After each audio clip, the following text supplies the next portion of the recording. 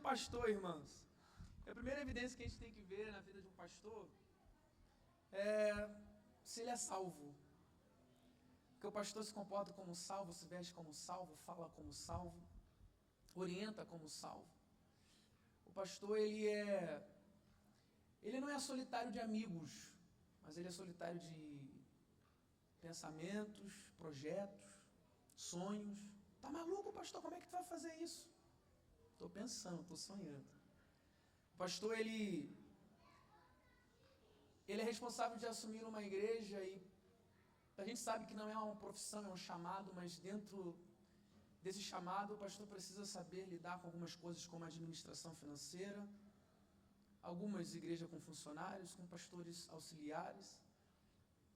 Às vezes a gente precisa ouvir pessoas com paciência, mesmo sem entender, mas precisamos respeitar.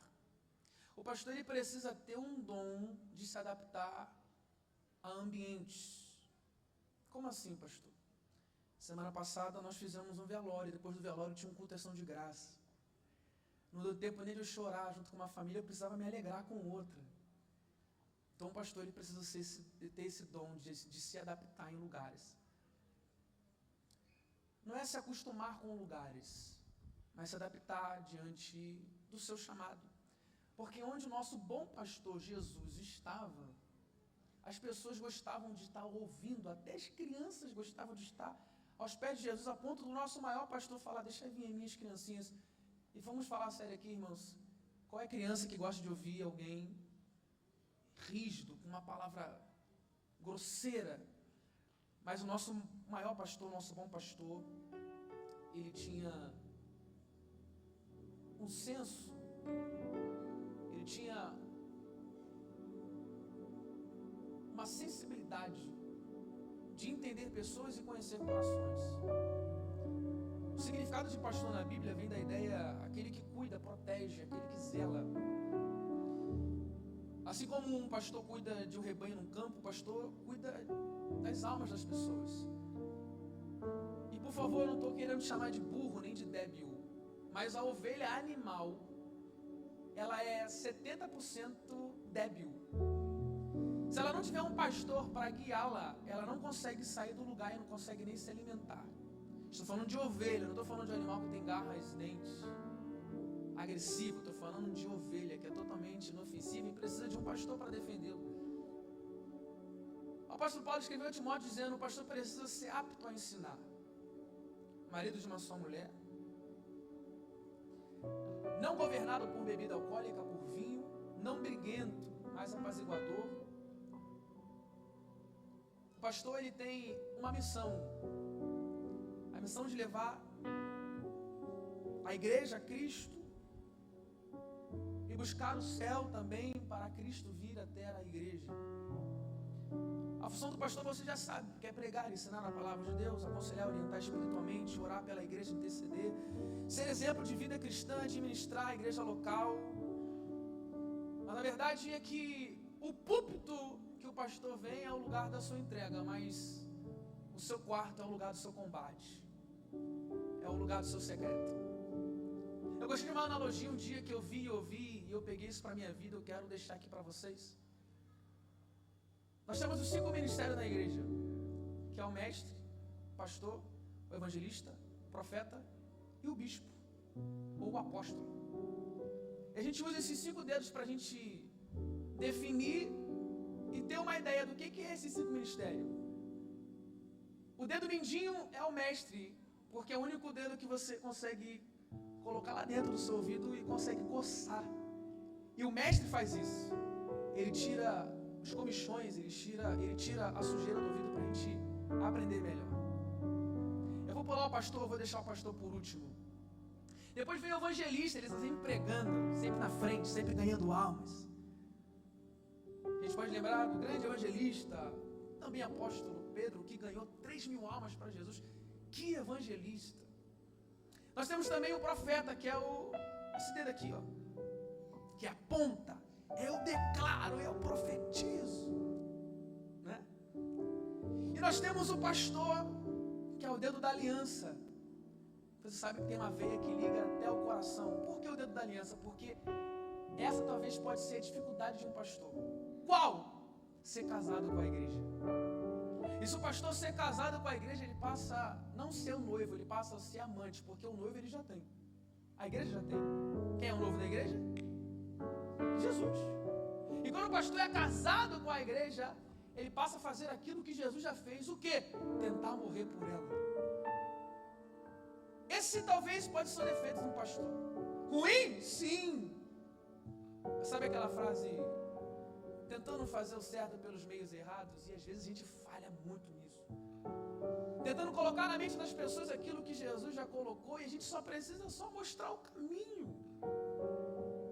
A gente só precisa clarear a mente, defender o rebanho dos falsos profetas, dos lobos, e fazer essa pessoa entender que o pastor é somente um testemunho de Cristo aqui na terra.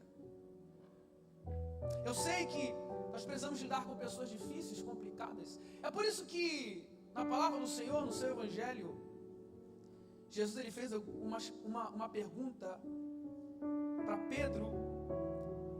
Em João capítulo 21, versículo 17, ele perguntou 3 vezes: tu me amas? Aí Pedro falou assim: Jesus, eu te amo. Aí pela segunda vez ele perguntou: você me ama mesmo? Eu te amo. Pela terceira vez, não muito satisfeito: você me ama? Pedro falou: Jesus, eu te amo. Aí Jesus fala: então, apacenta as minhas ovelhas, cuida das minhas ovelhas, porque Jesus sabia que era difícil. Mas porque Jesus queria que Pedro confessasse com a sua boca que ele o amava? Porque a gente não cuida da ovelha porque a gente ama a ovelha, a gente cuida da ovelha porque amamos a Deus. E se amamos a Deus, nós precisamos ter paciência com os rebeldes, os traidores, os mentirosos. Aquele que fala: tamo junto, pastor! Mas semana que vem já está sendo apresentado em outra igreja. O cara falou que estava junto comigo. Meu Deus, que loucura é essa? E parece que Deus está perguntando para alguns pastores aqui hoje: tu me amas? Então tenha paciência, calma, ora, confia, acredita, vai dar certo. Ser pastor de verdade não é só estar no púlpito, mas sofrer com o que sofre, se alegrar com o que se alegra. Ser servo antes de ordenar, antes de querer ser servido. Ter amor pelas almas e não pela posição que ocupa, porque antes de nós sermos pastor de rótulo, nós precisamos ser pastor de alma. E muitas vezes a gente quer tampar uma sinceridade que pode ferir o coração de alguém, mas às vezes nós precisamos falar, dizer, porque ser pastor também é confrontar, ser pastor também é bater de frente, não é ser um ditador, porque esse proteger, esse zelar, tem a ver como que o pastor tem tido cuidado por onde a ovelha tem andado. E se você não se encaixa no que as consequências de ser pastor você está ouvindo aqui, é porque você não é ovelha, você fala igual meu avô, é bode. Porque a ovelha, ela tem a sensibilidade de ouvir a voz do seu pastor, de ser alimentado pelo seu pastor, de lidar com o seu pastor. Existe um peso sim espiritual que nós carregamos, isso é normal. Nós precisamos entender isso. O peso da perseguição, quando Atos 2, na descida do Espírito Santo, o próprio Deus autorizou Saulo a perseguir a igreja, a ponto que eles começassem a se espalhar, saindo da sua zona de conforto. E às vezes Deus dá uma chacoalhada em nós, pastores, para a gente despertar também, estudar mais, orar mais, jejuar mais. Porque se nós entrarmos numa zona rotineira, a gente vai se acostumar com aquilo que nós estamos fazendo. Mas ser pastor não é viver uma vida de costumes. Ser pastor é viver uma vida de surpresa. Qualquer hora o teu telefone pode tocar. Alguém falar: pastor, nasceu. Pastor, morreu. Pastor, chegou. Pastor, veio. Aconteceu. E do nada uma bomba 24 horas cai no nosso colo. E a gente precisa desarmar ou armar, dependendo do caso. Ser pastor, irmãos, é uma vocação. adianta, se você tiver essa vocação de ser pastor, você pode ir para tudo quanto é lado, mas Jesus sempre vai trazer uma ovelha perto de você, para mostrar que você carrega algo que Ele colocou em você. Você pode estar no sul, norte, nordeste, você pode estar longe da sua igreja local, mas vai sempre ter uma ovelha perto de você, pastor, para dizer o que eu faço, o que é para ser feito, o que é para fazer. Por isso, feliz dia do pastor.